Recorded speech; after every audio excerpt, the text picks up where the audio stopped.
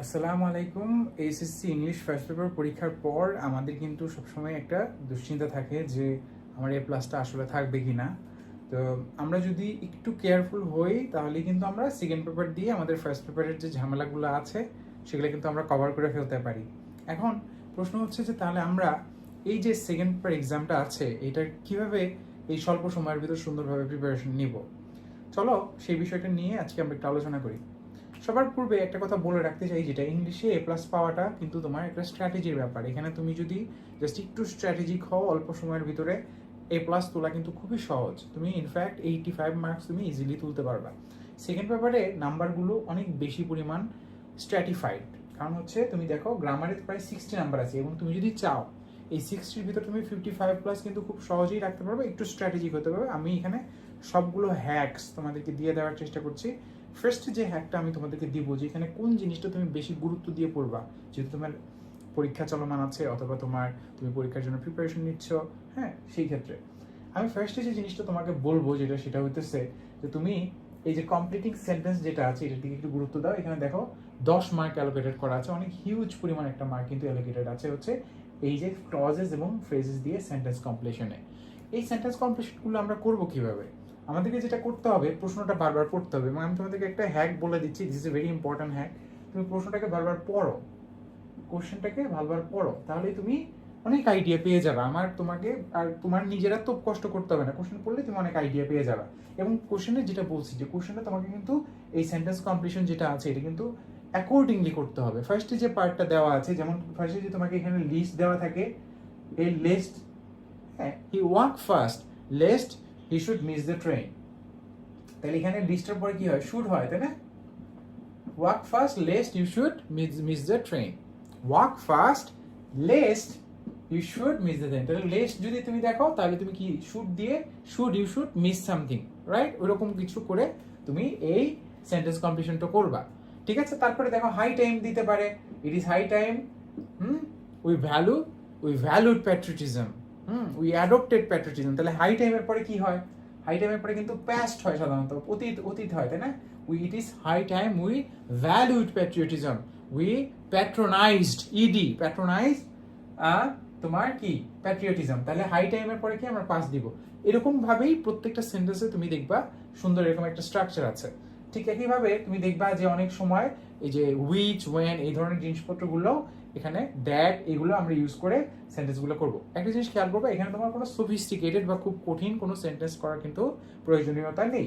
বরং যে জিনিসটার প্রয়োজনীয়তা আছে, যে তুমি এখানে যে সেন্টেন্সটা লিখছ সেটা গ্রামাটিক্যালি কারেক্ট হচ্ছে কিনা। কোনো জটিল কিছু তোমার এখানে লেখার দরকার নেই।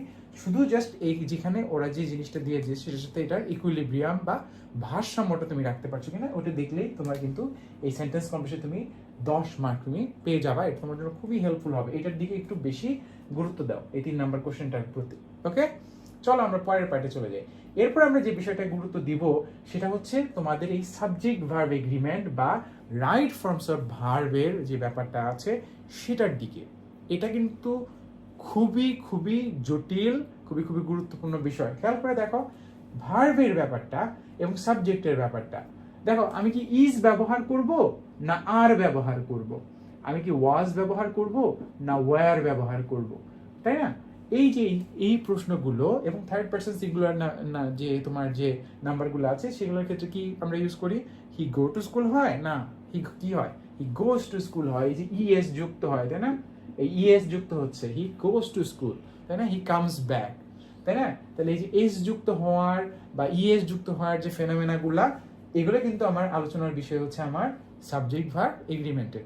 এবং এই সাবজেক্ট ভার্ব এগ্রিমেন্টে দেখো কত মার্ক অ্যালোকেটেড আছে, 7 মার্ক অ্যালোকেটেড আছে। এটা তোমার খুব ভালোভাবে দেখে যেতে হবে। এবং শুধু তাই না, এই সাবজেক্ট ভার্ব এগ্রিমেন্ট কিন্তু শুধু যে এখানেই আছে তা কিন্তু না। তুমি যখন এই 60 নাম্বারের পরীক্ষার পরে 40 নাম্বারের যে প্যারাগ্রাফ লিখতে যাচ্ছ, ওখানে কিন্তু তোমার অনেক স্টুডেন্ট, এই যে জাস্ট তুমি দেখো, আমি জাস্ট এই যে তুমি যখন এই ভিডিওটা দেখছো, অনেক স্টুডেন্টই যখন পরীক্ষাটায় বসবে তারা এখানে এই যে সাবজেক্ট ভার্ব এগ্রিমেন্টগুলো ঠিক মতো লিখবে না। এই যে হি গোস, হি কামস, ঠিক আছে, এই ধরনের যে সিলি মিস্টেক যেগুলো আছে এগুলো করার কারণে তাদের এ প্লাস তো নষ্ট হবে, অনেকে ফেলও করবে। বুঝতে পেরেছো? সো তুমি সাবজেক্ট ভার্ব এগ্রিমেন্টটা একটু ভালোভাবে দেখে যাও, এটা তোমার সব দিক দিয়ে তোমাকে সুবিধা দিবে। এরপরে দেখো তুমি কোনটা দেখবা, এরপর তোমাকে দেখতে হবে হচ্ছে সিনোনিম অ্যান্ড অ্যান্টোনিমস। দেখো সিনোনিমস অ্যান্ড অ্যান্টোনিমস এগুলো খুব গুরুত্বপূর্ণ। সিনোনিমস এবং অ্যান্টোনিমস তোমাকে কিন্তু বিপুল পরিমাণে হেল্প করতে পারে এবং তুমি এখানে একদম সাথে সাথে কিন্তু পেয়ে যেতে পারো। কিভাবে? দেখো সিনোনিম মানে হচ্ছে সেম মিনিং ওয়ার্ডস, অর্থাৎ সমার্থক শব্দ। বাংলায় আমরা বলি না সেম মিনিং ওয়ার্ডস বা সমার্থক শব্দ যেগুলো, সেগুলোকে আমরা বলি কি সিনোনিমস। যেমন আমরা ট্রিবিউট এর সিনোনিম বলতে পারি রেসপেক্ট, তাই না? ইনক্রিজ এর সিনোনিম আমরা কি বলতে পারি? রাইজ। ডিক্রিজ এর সিনোনিম আমরা কি বলতে পারি? ডিক্লাইন, তাই না? আমরা এরপরে তোমার আরো প্রচুর এরকম ওয়ার্ড আছে না, যে তোমার প্রত্যেকটা জিনিসেরই, যেমন সাইন বা সিম্বলের সিনোনিম আমরা বলতে পারি কি? এমব্লেম, তাই না? তো এই ধরনের সিনোনিম কিন্তু প্রচুর রয়েছে। এখন চলো অ্যান্টোনিম নিয়ে আলোচনা করি। অ্যান্টোনিম মানে কিন্তু বিপরীত শব্দ, অর্থাৎ তুমি একটা শব্দ, আমি বললাম রেসপেক্ট, ঠিক আছে? রেসপেক্টের সিনোনিম হচ্ছে ট্রিবিউট, কিন্তু অ্যান্টোনিম বা বিপরীত যেটা সেটা হচ্ছে কিন্তু ডিসরেসপেক্ট অথবা ডিসঅনার, তাই না? তাহলে এই যে অ্যান্টোনিমগুলো, রিচ এর অ্যান্টোনিম কি? পোর, তাই না? তারপরে আমরা কি বলতে পারি? সফিস্টিকেটেড, এটার অ্যান্টোনিম কি? আনসফিস্টিকেটেড বা নাইভ, তাই না? তাহলে এই যে অ্যান্টোনিমগুলো, বিপরীত অর্থক যে শব্দগুলো, সেগুলো কিন্তু আমাদেরকে জানতে হবে। চলো আমরা তোমাদেরকে দু একটা সিনোনিম অ্যান্টোনিমের উদাহরণ দিচ্ছি, যেটা তোমাদেরকে খুব পরিমাণ হেল্প করবে। দেখো আমরা বলতে পারি যে সাকসেস এর অ্যান্টোনিম হচ্ছে কিন্তু ফেইলিয়ার। আমরা ফার্স্টে আগে সিনোনিমগুলো আলোচনা করি, তাহলে ভালো হবে, সুন্দর হবে। দেখো ইম্পর্টেন্স, এটার সিনোনিম হচ্ছে significance. You know, what is the importance of this video? What is the significance of this video? Importance and significance means the same thing. এরপরে দেখো কি কি আছে? ইন্টেনশন, এটার সিনোনিম হচ্ছে পারপাস। ইন্টেনশন মানে কি? ইচ্ছা, তাই না? পারপাস মানে কি? ইচ্ছা, তাই না? উদ্দেশ্য।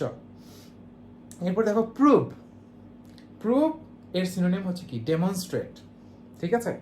প্রুভ এর সিনোনিম হচ্ছে কিন্তু ডেমনস্ট্রেট, দেখানো, প্রমাণ করা, প্রমাণ করা এবং দেখানো। I will demonstrate that I can get golden GPA 5 in my ACC exam. Okay, I proved myself in the university admission test that I am a very good student. তাহলে prove মানে কি? প্রমাণ করা। demonstrate মানে কি? প্রমাণ করা, same meaning. Value মানে কি? ওর্থ, কোনো কিছুর মূল্য বুঝাইতে। what is the value of your watch? তাই না? তোমার ঘড়িটার দাম কত? how much is your watch worth? তোমার ঘড়িটার দাম কত? সেম জিনিসই কিন্তু বোঝাচ্ছি, ওয়ার্ড কিন্তু ডিফারেন্ট, ভ্যালু এবং ওর্থ। তারপরে দেখো আর কি কি সিনোনিম আছে আমার। আউটকামের সিনোনিম হচ্ছে তোমার রেজাল্ট। ইউনো, রেজাল্ট, তোমার রেজাল্ট, এইচএসসি পরীক্ষার কি result? What is the outcome of your HSC exam? Outcome মানে কি? রেজাল্ট, তাই না? এই যে অসাধারণ অসাধারণ কিন্তু জিনিস আমার কাছে রয়েছে, ইউনো, এই যে যখন আমরা সিনোনিমগুলো দেখছি। একইভাবে দেখো ওভারকাম, ইউনো, ওভারকামের সিনোনিম হচ্ছে কি? পাস বা কনকার। তাহলে I have overcome my challenges. ওকে, তাহলে দেখো তাহলে ওভারকাম আমি বলতে পারি I have conquered my challenges, I overcame my challenges। তাহলে পাঁচটা আমি যদি বলি I overcame my challenges, okay, আর I conquered my challenges it means the same thing, right? So এই যে দেখো ওভারকাম এবং কনকার দুটোই কি? আমার সিনোনিমাস ওয়ার্ড। একইভাবে তুমি বলতে পারো সিনসিয়ার, যে মানুষ ব্যক্তি সে কিন্তু কি? সে কিন্তু অনেস্ট, তাই না? তাহলে সিনসিয়ার এর সিনোনিম কি? অনেস্ট, সৎ, তাই না? এইরকম ভাবে আরো দু একটা সিনোনিম অ্যান্টোনিম আমরা দেখে নিই, চলো। মেথড এর সিনোনিম হচ্ছে প্রসেস। ডেভেলপ এর সিনোনিম হচ্ছে প্রসপার। কিউরিয়াস এর সিনোনিম হচ্ছে ইনকুইজিটিভ। এই যে দেখো একটা নতুন word, inquisitive, INQUISIT, inquisitive, TIV। Inquisitive মানে হচ্ছে কিউরিয়াস, সামওয়ান হু ইজ এগার, আগ্রহী। কিউরিয়াস, এগার and inquisitive means the same thing. These are synonymous. এরপরে দেখো অবজারভেশনের সিনোনিম হচ্ছে এক্সামিনেশন অর ওয়াচিং। এরপরে আমরা বলতে পারি মেয়ার, you know, he only gave me mere words, only words। মেয়ার মানে কি? অনলি, তাই না? নলেজের সিনোনিম হচ্ছে লার্নিং বা নোয়িং। ঠিক একইভাবে আমার আছে কি? লেটেন্ট, যেটাকে আমরা বলি সুপ্ত প্রতিভা, তাই না? লেটেন্ট প্রতিভা সিনোনিম, লেটেন্ট এর সিনোনিম হচ্ছে হিডেন, তাই না? যেটাকে হিডেন করা হয়েছে, অথবা কনসিলড, you know, I know what to show and what to conceal। So এই যে দেখো হাইড করা, কনসিল করা, এই দুটো কিন্তু সেম জিনিস। লেটেন্ট মানে কিন্তু এই হিডেন, যেটা গোপন, গুপ্ত রয়েছে, লুকায়িত, লেটেন্ট প্রতিভা, তাই না? লেটেন্ট ট্যালেন্ট, গুপ্ত প্রতিভা। তাহলে দেখো এরপর দেখো ট্যালেন্ট এর সিনোনিম হচ্ছে ইন্টেলিজেন্স অথবা ব্রিলিয়েন্স। ইন্টেলিজেন্স মানে কি? ট্যালেন্ট। এরপর দেখো মোর এর সিনোনিম হচ্ছে কি? অ্যাডিশনাল। সাপোর্ট এর সিনোনিম কি? Assist, help. গাইড এর অ্যান্টোনিম হচ্ছে তোমার অ্যাবান্ডন।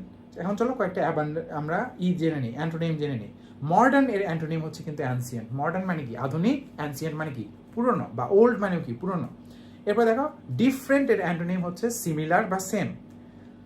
ডেভেলপ এর অ্যান্টোনিম হচ্ছে ডিগ্রেড বা decline. Developing city and degrading city. এই যে যুদ্ধ হচ্ছে, যখন অনেক বড় বড় শহর ডেভেলপ হচ্ছে, ডেভেলপিং সিটি আছে, ঠিক এমনি যেখানে যুদ্ধ হচ্ছে সেটা কি? ডিগ্রেডিং সিটি, ধ্বংস হয়ে যাচ্ছে, তাই না? ডিক্লাইনিং হয়ে যাচ্ছে সেগুলো। একইভাবে তুমি যদি দেখো অন্য অ্যান্টোনিমের ভিতরে দেখো অ্যালার্ট, এটার অ্যান্টোনিম চেয়েছে। অ্যালার্টের অ্যান্টোনিম হচ্ছে ইনডিফারেন্ট। অ্যালার্ট মানুষ কি? যে সতর্ক আছে, হ্যাঁ এই চোর আসতেছে বাসায়, হ্যাঁ সতর্ক আছে, কোনো সমস্যা নেই। কিন্তু এর হচ্ছে ইনডিফারেন্ট। তুমি যদি একটু খামখেয়ালি করো, ঠিক আছে? আমার একটা ঘটনার কথা মনে পড়ে যে এক বাসায় তোমার এইরকম খামখেয়ালি মানুষ ছিল, বারান্দায় বিভিন্ন জায়গায় কাপড় রাখো, সেখান থেকে কাপড় চুরি হয়ে যেত। তাদের একটু অসতর্কের কারণে বারান্দায় কাপড় রাখার কারণে কি হয়ে যেত? একটু ইনডিফারেন্ট হওয়ার কারণে কিন্তু তার বাসায় চুরি হয়ে গেল। তাহলে ইনডিফারেন্ট মানে কি? অ্যালার্টের অপোজিট ওয়ার্ড। তাহলে দেখো এই ধরনের যে সিনোনিম অ্যান্টোনিমগুলো আছে এগুলো কিন্তু আমাদেরকে খুব ভালোভাবে দেখতে হবে। ওকে, চলো আমরা পরের পার্টে চলে যাই, যেগুলো তোমার আরো অনেক বেশি ইম্পর্টেন্ট হবে। এরপরে দেখো যখন আমরা সিনোনিম অ্যান্টোনিম পড়ে ফেলছি, এরপরে আমরা চলে যাবো যেটা, সেটা হচ্ছে কানেক্টরস। কানেক্টরসে তুমি কিন্তু পুরো নাম্বার পেতে পারো। এখানে কি কি কানেক্টরস ইউজ হতে পারে? দেখো আমরা যখন একটা প্যাসেজ শুরু করছি বা কোনো একটা কিছু শুরু করছি, তখন কিন্তু আমরা কি দিয়ে শুরু করি? সাধারণত ফার্স্টলি দিয়ে শুরু করি। তুমি এখানে জানো যে এই কোশ্চেনে কি করে দেওয়া হবে? তোমাকে একটা প্যাসেজ দেওয়া হবে। তো এই প্যাসেজটা তুমি কি করবা? ফার্স্টের দিকে তোমাকে কিন্তু ওই যে প্যাসেজ যেগুলো আছে, যে যে কানেক্টরস যেগুলো আছে, কি কি আছে? Firstly, first of all, firstly, first of all, এই ধরনের জিনিসগুলো দিয়ে আমরা স্টার্ট করি না? তারপরে আমরা সেকেন্ডলি ইউজ করি, তারপরে আমরা থার্ডলি ইউজ করি, দেন ইউজ করি, ইন অ্যাডিশন টু ইউজ করি, বিসাইডস ইউজ করি, তারপরে আমরা সো ইউজ করি, হাউ এভার ইউজ করি। এগুলো কিন্তু তোমাকে একটু প্র্যাকটিস করে যেতে হবে। কানেক্টরসগুলো তুমি যদি না দেখো যে কোন জায়গায় হ্যাঁ ডাজ ইউজ হয়, কোন জায়গায় সিন্স ইউজ হয়। It has been raining since morning, তাই না? তাহলে এখানে আমার এই এই জিনিসটা হবে, তাই না? কোন জায়গায় কোন কানেক্টরস হবে সেটা কিন্তু আমাকে বুঝতে হবে। কোন জায়গায় দো হবে, কোন জায়গায় অ্যালদো হবে, কোন জায়গায় তোমার অ্যান্ড হবে, কোন জায়গায় সো হবে, ঠিক আছে? কোন জায়গায় তোমার বিকজ হবে, সেগুলো আমাকে একটু প্র্যাকটিস করে কিন্তু তোমাদেরকে এটা একটু স্টাডি করে যেতে হবে। অন্যান্য জিনিসগুলো তুমি একটু কম পড়লেও চলবে, কিন্তু কানেক্টরসটা একটু ভালোভাবে দেখে যাও, সিনোনিমসটা কিন্তু ভালোভাবে দেখে যাও। একটা জিনিস যেটা কম দেখলেও চলবে, সেটা হচ্ছে তোমার পাংচুয়েশন মার্কস। এই যে কোন জায়গায় দাড়ি কমা হবে আর কোন জায়গায় ক্যাপিটাল লেটার হবে যখন একটা নাম আমরা বলছি। when I am telling about the city of London, তাই না? ফাইন্যান্সিয়াল হাব বলতে পারো সেটাকে। তো সেইখানে কি আছে? সেই লন্ডনের এলটা কিন্তু বড় হাতের হবে, কারণ এটা নেম। তারপরে আমরা যখন ইউ আর কে সংক্ষেপে লিখছি, উপরে যে অ্যাপোস্ট্রফি হবে। তারপরে আমরা কোশ্চেন করছি, তখন কোশ্চেন মার্ক হবে। কেউ অবাক হয়েছে, সারপ্রাইজ হয়েছে, সেখানে কিন্তু কি আমরা এই যে এই সাইনটা ইউজ করি, ঠিক আছে? তো এই যে এইভাবে আমার পাংচুয়েশন মার্কসগুলো দাড়ি কমা। এবং আরেকটা ইম্পর্টেন্ট কথা, যদি কোনো কোড থাকে, উক্তি থাকলে আমরা দুই সাইডটা এরকম করে কোড দিয়ে কি করে দেবো? কভার করে দিব, তাই না? সো এটাও কিন্তু এই পাংচুয়েশন মার্কসগুলো আমার দাড়ি কমা কোন জায়গায় হবে, কোশ্চেন মার্ক কোন জায়গায় হবে, এটাও খুব গুরুত্বপূর্ণ। এটা দেখার কোনো প্রয়োজন নাই। তুমি সিনোনিম অ্যান্টোনিমটা দেখো, কানেক্টরসগুলো দেখো। এরপর দেখো আর কিছু জিনিস আমাদের দেখতে হবে। ইউনিক ফ্রেজ যেটা আছে এটা তুমি খুব সহজেই পারবা। এটা তোমার উইথ ক্লুজ থাকে, এটা দেওয়া থাকে, এটা তুমি একটু জাস্ট দেখে যাও। এটা একটু দেখার প্রয়োজন আছে, বেশি দেখার প্রয়োজন নাই, কিন্তু যেহেতু এটা 5টা মার্ক আছে, এটা তুমি একটু দেখে যাও। আরেকটা জিনিস যেটা তোমার অবশ্যই দেখতে হবে, সেটা হচ্ছে তোমার প্রিপোজিশনস। প্রিপোজিশনসটা কেন দেখবো, চলো আমরা সেটা একটু বুঝে নিই। দেখো প্রিপোজিশন কিন্তু অনেক ইম্পর্টেন্ট একটা জিনিস। যেমন we should refrain from smoking. এই যে দেখো রিফ্রেন এরপরে কি আসলো? ফ্রম হবে, তাই না? তারপরে রিফ্রেন ফ্রম স্মোকিং, তাই না? তারপরে এই যে দেখো আমরা আরেকটি ইম্পর্টেন্ট এক্সাম্পল দিতে পারি। He is known to me হয় না he is known by me হয়? আই নো হিম, তাই না? এটার প্যাসিভ ভয়েস কি? He is known by me না, কিন্তু he is known to me. এই যে to a use, he is known to me. তারপরে আমরা ইউজ করতে পারি বিভিন্ন সময়, তোমরা নিশ্চয়ই জানো অন ইউজ হয়, ইন ইউজ হয়, হ্যাঁ সেগুলোর ইউসেজ কিন্তু আমরা এই প্রিপোজিশন থেকে আমরা কি করতে পারি। অ্যাকম্পানির পরে তোমরা নিশ্চয়ই জানো যে accompanied, I was accompanied by him, এই যে বাই ইউজ হচ্ছে, এটাও কিন্তু এই সুন্দর প্রিপোজিশনের ইউসেজের ভিতর আমরা পাচ্ছি।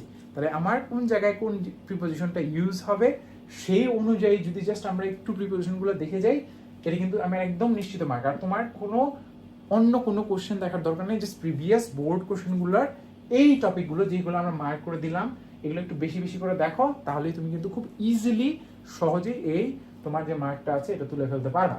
এরপরে দেখো আরেকটা বিষয় ইম্পর্টেন্ট, এটা হচ্ছে ন্যারেশন। তাই ন্যারেশনে কিন্তু 7 মার্কস। ন্যারেশনের ক্ষেত্রে তোমরা নিশ্চয়ই জানো যে এখানে ডাইরেক্ট স্পিচ থেকে আমার ইনডাইরেক্ট স্পিচ, অথবা ইনডাইরেক্ট স্পিচ থেকে ডাইরেক্ট স্পিচ, সাধারণত তোমার ডাইরেক্ট স্পিচ থেকে আমরা ইনডাইরেক্ট স্পিচে পরিণত করি, তাই না? He said that I will go to school, he said that he will go to school. তাহলে এটা কিন্তু ওই যে অনেকটা তুমি বলতে পারো যে তোমার এখানে আমি জাস্ট সাবজেক্টটা চেঞ্জ করে দিলাম, হি said that I will go to school, সেটাকে আমরা কি করে দিলাম, হি said that he will go to school, তাই না? তাহলে এই যে জিনিসটা, তারপরে দেখো স্টার্ট থাকলে আমরা কি বলবো, আমরা হি রেসপেক্টফুলি সেড দ্যাট। তারপরে যখন সে কেউ তোমাকে কোনো একটা জিনিস চাচ্ছে তখন আমরা কি বলবো, অ্যাস বলবো, হি অ্যাস মি, ঠিক আছে? যখন তুমি কেউ তোমাকে কোনো একটা জিনিস, তোমরা নিশ্চয়ই জানো এই যে আমরা যখন ন্যারেশনের ভিতর কোনো কিছু অ্যাস্ক করে, কোনো কিছু তোমার কাছে জিজ্ঞেস করে, what's your name, he asked me my name. তারপরে যখন তোমার এখানে আরেকটা ইম্পর্টেন্ট জিনিস আছে কি বলতো, সেটা হচ্ছে যে এই যে ন্যারেশনের ভিতর যদি তোমার টুমরো থাকে, I will, he said that I will come tomorrow, তাই না? He said that he will come the next day. তাহলে এই যে দেখো নেক্সট ডে, প্রিভিয়াস ডে, তাই না? এই যে এইরকম ভাবে যে আমার সেন্টেন্স ওয়ার্ড এইভাবে এগুলো চেঞ্জ হয়, তাই না? সার্ট থাকলে কি হয়, রেসপেক্টফুলি অ্যাড হয়, এইগুলোর মাধ্যমে কিন্তু আমরা এই ন্যারেশনটা মাস্টার করে ফেলতে পারি। ন্যারেশনটা একটু দেখে যাওয়ার চেষ্টা করবা, ন্যারেশন খুব বেশি তুমি যদি পারো, খুব বেশি দেখার দরকার নেই, তুমি অন্য জিনিসগুলো বেশি দেখবা, কিন্তু ন্যারেশনটা একটু দেখে যেও, ন্যারেশনটা খুব গুরুত্বপূর্ণ। এরপর দেখো ইউজ অফ মডিফায়ার্স, এটা খুব সহজ। ফার্স্টলি ইউজ হতে পারে এই যে এল ওয়াই যুক্ত যে ওয়ার্ডগুলো ইউজ হয়, এগুলো এই তোমার এই মডিফায়ার্স ইউজ হয়।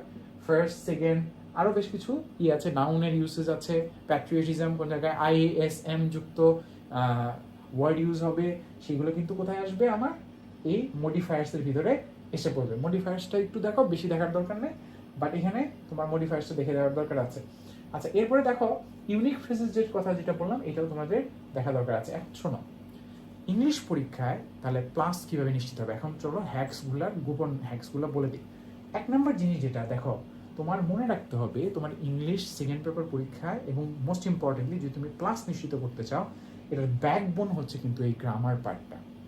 গ্রামার পার্টটাকে তোমার যেটা করতে হবে, খুব দ্রুত দিয়ে তোমাকে কম্পোজিশন বা প্যারাগ্রাফগুলোকে পুরোপুরি লিখতে হবে।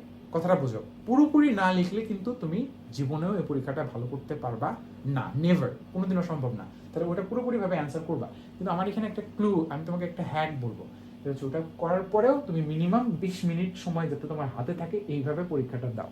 কারণ হচ্ছে কি, এই যে তুমি ধরো প্রিপোজিশন লিখলা, অথবা তুমি এই যে সেন্টেন্সগুলো কমপ্লিট করলা, অথবা তুমি সাবজেক্ট ভার্ব এগ্রিমেন্ট করলা, এগুলো তোমার একবার করে একটু রিভিউ করার প্রয়োজনীয়তা আছে। হতে পারে তুমি এই যে সাবজেক্ট ভার্ব এগ্রিমেন্ট এটা করছো, কোনো একটা জায়গায় ইডি মানে পাস্টে অ্যান্সার করতে হবে, তুমি সেটা দাও নে, এই ছোট্ট ভুলটার কারণে, অথবা তুমি সাবজেক্ট ভার্ব এগ্রিমেন্টের ভিতরে যে কোথায় গোসের ইএস যুক্ত হবে, বা কামসের পরে একটা এস যুক্ত হবে, ওই এসটা হয়তো দাওনি, ঠিক আছে? কোনো জায়গায় হয়তো একটা পাস্টের সেন্টেন্স লিখতে হবে, তুমি ওটা লেখনি ওইভাবে, হ্যাঁ, কোনো জায়গায় হয়তো আইএনজি যুক্ত করতে হবে, ওই জিনিসটা তুমি করনি। এই ভুলগুলো তোমাকে কিন্তু একবার রিভিউ করতে হবে। মনে রাখো, ইংলিশ সেকেন্ড পেপার তুমি যদি খুব ভালো মার্ক পেতে চাও, তোমাকে একটা রিভিশন টাইম রাখতে হবে, মিনিমাম 20 মিনিটস, অথবা তুমি 25 মিনিটসও রাখতে পারো যদি তুমি একটু চালাক হও। দেন দেখো, তুমি ন্যারেশনের জিনিসটা একটু খেয়াল করবা, যে এখানে যে আমরা যেভাবে ডাইরেক্ট স্পিচ থেকে ইনডাইরেক্ট স্পিচে চেঞ্জ করি, তখন কি যে চেঞ্জটা, যে স্ট্রাকচারাল চেঞ্জটা আমার করতে হয়, তুমি কি এক্স্যাক্টলি ওইভাবে করছো কিনা, আর কোনো ভুল হয়েছে কিনা, ঠিক আছে? ওখানে দেখো he says that he goes to school, এটার ক্ষেত্রে যেরকম হবে he said that he went to school, তখন কিন্তু অন্যরকম হবে। মানে বুঝতেই পারছো যে এখানে কিন্তু আমার যে রাইট ফর্ম অফ ভার্ব এবং টেন্সটা যেটা আছে, সেটা কিন্তু আমি অনেক সময় মেনটেন নাও করতে পারি। তাহলে এটা কি করতে হবে, আমাদেরকে এই জিনিসটাকে দেখে শুনে অত্যন্ত স্পষ্টভাবে বুঝে নিতে হবে। আর যখন আমরা বুঝে নেব, তখনই কিন্তু আমাদের এই এক্সামটা খুব ভালো হবে। তাহলে আমরা রিভিউয়ের জন্য 20 মিনিট সময় রাখি। আর গুরুত্বপূর্ণ কথা, যখন তুমি ওই যে তোমার যে প্যারাগ্রাফসগুলো এবং অ্যাপ্লিকেশনস বা যে ধরনের রচনাগুলো যখন লিখছো, 40 মার্কসের যে রিটেন পার্ট আছে, সেই রিটেন পার্টকে তোমাকে মনে রাখতে হবে যে এই যে সাবজেক্ট ভার্ব এগ্রিমেন্ট, এটা কিন্তু তোমার ওখানেও মেনটেন করতে হবে। যে তুমি এই যে থার্ড পারসন সিঙ্গুলার যখন লিখছো তখন ইএস যুক্ত করছো কিনা, তোমার সেন্টেন্সের টেন্সটা ঠিক আছে কিনা। আর এই লেখাটাকে খুব বেশি বড় করার দরকার নেই, কিন্তু যে জিনিসটা লিখবা সেটা যত সম্ভব তথ্যবহুল, এবং most importantly, this is a very important thing to remember, use as best vocabulary as you can. You know, whatever vocabulary, sophisticated vocabularies, difficult words that you know, you must employ them. তোমাকে খুব ভালোভাবে ভোকাবুলারির যে ভান্ডারটা আছে, তোমার যে শব্দ ভান্ডারটা rich, তোমার শব্দ ভান্ডারের ভিতর যে অ্যাবাউন্ডেন্স আছে, সফিস্টিকেশন আছে, তুমি যে অনেক সুন্দর সুন্দর অনেক এই যে সিনোনিম অ্যান্টোনিমগুলো থেকে তুমি যে ওয়ার্ডগুলো পাচ্ছ, এই ওয়ার্ডগুলো ইভেন এখানের যে ওয়ার্ডগুলো পরীক্ষা আসবে, ওগুলো যদি তুমি এই প্যারাগ্রাফগুলোর ভিতরে বা এই যে তোমার যে কম্পোজিশন বা এই অ্যাপ্লিকেশন বিভিন্ন জায়গায় যদি সুন্দরভাবে ওই ওয়ার্ডগুলো ইউজ করতে পারো, তাহলে কিন্তু তুমি অলওয়েজ অনেক বেশি নাম্বার পাওয়া, যেখানে হয়তো একটা অর্ডিনারি স্টুডেন্ট যে এই ওয়ার্ডগুলোকে, এই ভোকাবুলারিগুলোকে ইউজ করবে না, সে অলওয়েজ কম নাম্বার পাবে তোমার চেয়ে। তাই অবশ্যই এই ভোকাবুলারিকে সুন্দরভাবে ইউজ করার চেষ্টা করবা, এবং এই বিশেষ করে গ্রামাটিক্যাল পার্টটা শেষ হয়ে যাওয়ার পর যখন তুমি কম্পোজিশন বা প্যারাগ্রাফগুলো লিখবা, প্যারাগ্রাফগুলোকে খুব সুন্দরভাবে তুমি স্ট্রাকচার করে লিখে ফেললেই এখানে কিন্তু তোমার একদম পুরোপুরি মার্ক নিশ্চিত হয়ে যাবে। ঠিক আছে? তাহলে আমরা এই সিনোনিম অ্যান্টোনিম থেকে কিন্তু হিউজ পরিমাণ মার্ক ইনশিওর করে ফেলতে পারি। আমরা এই সাবজেক্ট ভার্ব এইটাকে একটু ভালোভাবে পড়বো, আর আমরা ইউনিক ফ্রেজ এগুলো একটু দেখে যাবো। সবগুলো জিনিস দেখে যাওয়ার পর আমরা যেটা বললাম, একবার কোশ্চেনটা তুমি রিভিউ করো, তাহলে তোমার ভুলগুলো শুধরে গেলে তুমি এখানে নিশ্চিতভাবে A+ নিশ্চিত করতে পারবা ইনশাআল্লাহ। ওকে, তাহলে আমরা এখানে তোমার সেকেন্ড পেপারের একটা সুন্দর গাইডলাইন্স দিয়ে দিলাম, তোমরা খুব সুন্দরভাবে পড়ো। আরেকটা কথা বলে রাখবো, তোমার টাইমের এই যে তোমার হোল টাইমটা আছে ইংলিশ পরীক্ষার, ইংলিশ সেকেন্ড পেপার পরীক্ষার আগে, এটা 90% সময় ব্যয় করা হচ্ছে গ্রামারের পিছনে। গ্রামাটিক্যাল যে বিষয় আশয়গুলো আছে, এই 60 মার্কটাকে তুমি ভালো করার চেষ্টা করো। আর বাকি 10% যদি খুব বাড়াইতে চাও, তাহলে এটাকে 80% করে গ্রামাটিক্যাল পার্টে 80% সময় দিয়ে 20% সময় দেওয়া হচ্ছে তোমার রচনামূলক পার্টে। ওটা জাস্ট যাওয়ার আগ দিয়ে তুমি একটু দেখে গেলেই হবে যে আমি প্যারাগ্রাফগুলো কীভাবে লিখবো, এটা কিন্তু একটা স্ট্রাকচার আছে। তুমি জানো যে হ্যাঁ, যখন তুমি লোডশেডিং নিয়ে লিখছো বা কোনো ডিফরেস্টেশন নিয়ে লিখছো বা এনভায়রনমেন্ট পলিউশন নিয়ে লিখছো, যে তখন আমরা ওইভাবে লিখে দিতে পারি না যে we should all work for it, we should help the government work for it. Government alone cannot solve all these problems. The problem is environment pollution is known to everyone. The problem of sound pollution is known to everyone. The problem of load shedding is known to everyone. তো আমরা কিন্তু একই structure দিয়ে বহুত paragraph লিখে ফেলতে পারি।